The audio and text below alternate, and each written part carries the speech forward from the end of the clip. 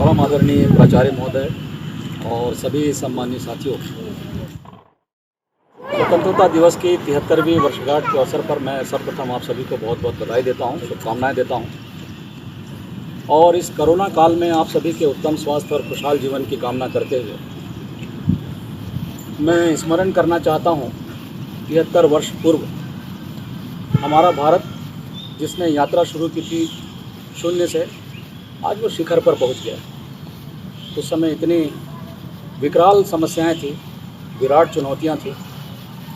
उन चुनौतियों से मार्ग बनाते हुए आज हमारा देश दुनिया के कई अन्य देशों की तुलना में बहुत आगे, चाहे वो खाद्यान्न का मामला हो। आज भारत न केवल आत्मनिर्भर बन चुका है, बल्कि समूची दुनिया में इसका जो स्थान है वो सर्वप्रथम है, प्रथम स्थान इसने अर्जित किया है। इसी तरह से विज्ञान और प्रौद्योगिकी का मामला हो, जिसके बारे में पूरा पश्चिमी जो मानस है वो कहता था कि ये तो तंत्र मंत्र वालों का देश है, टोना टोटके वालों का देश है, ये मदारियों का देश है। लेकिन भारत के जो सपूत हैं उन्होंने इस धारणा को ध्वस्त किया और आज समूची दुनिया के सामने में भारत की जो टेक्नोलॉजी है, भारत का जो टैलेंट है, भारत की जो आधुनिक प्रौद्योगिकी है, उसका डंका बजता है।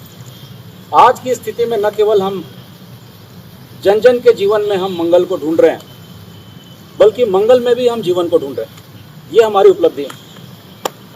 दोस्तों, हमारी जो ये आज़ादी है, ये कोई साधारण आज़ादी नहीं है। मैं आपसे कहना चाहता हूँ, ये कोई इतिहास में एक पन्ने में दर्ज कोई एक अंकित कोई घटना नहीं है, बल्कि ये बड़ी विशिष्ट और बड़ी असाधारण आज़ादी थी। इसके 4 प्रमुख कारण मैं आपसे कहना चाहता हूँ।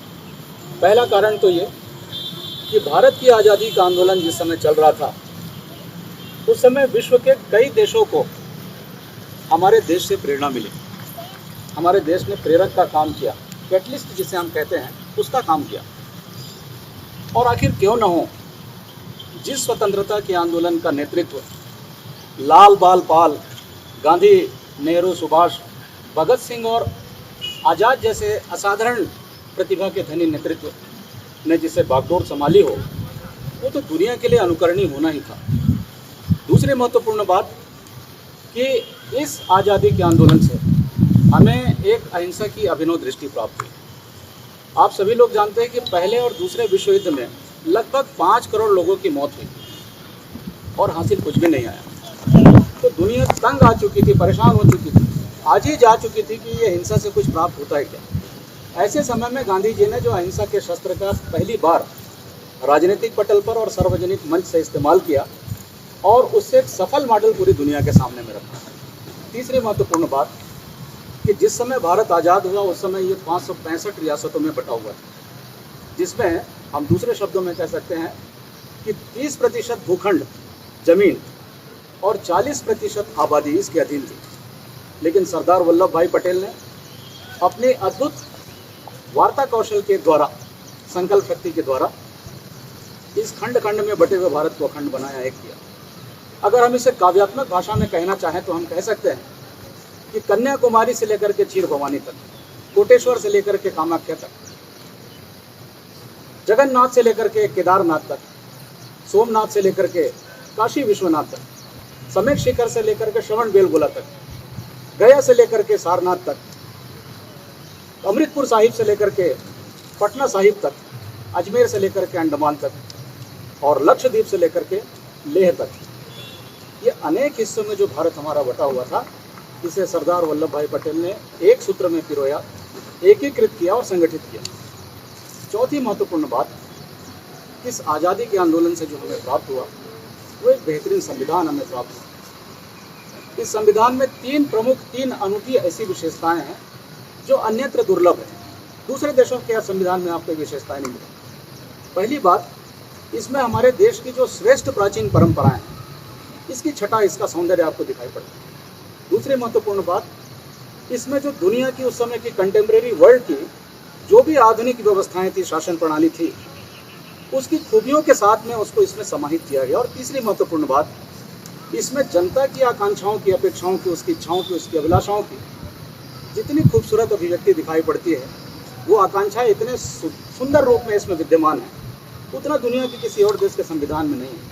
और इसको एक सुसंगत, सुव्यवस्थित, सुचिंतित और सुगठित रूप देने के लिए बाबा साहब अम्बेडकर जैसे उस समय के जो अप्रतिम प्रतिभा के धनी थे, इन लोगों ने इसको एक सौंदर्यपूर्ण और एक खूबसूरत व्यवहारिक रूप देने के लिए अपनी बड़ी महत्वपूर्ण भूमिका निभाई। तो दोस्तों, 4 बातों का अगर हम समाप्त करना चाहें, उपसार में कहना चाहें, तो कह सकते हैं कि कोई भी अच्छा काम अगर हम कर रहे हैं, जन कल्याण का काम कर रहे हैं, मौलिक काम कर रहे हैं, तो उसको हम करते रहें।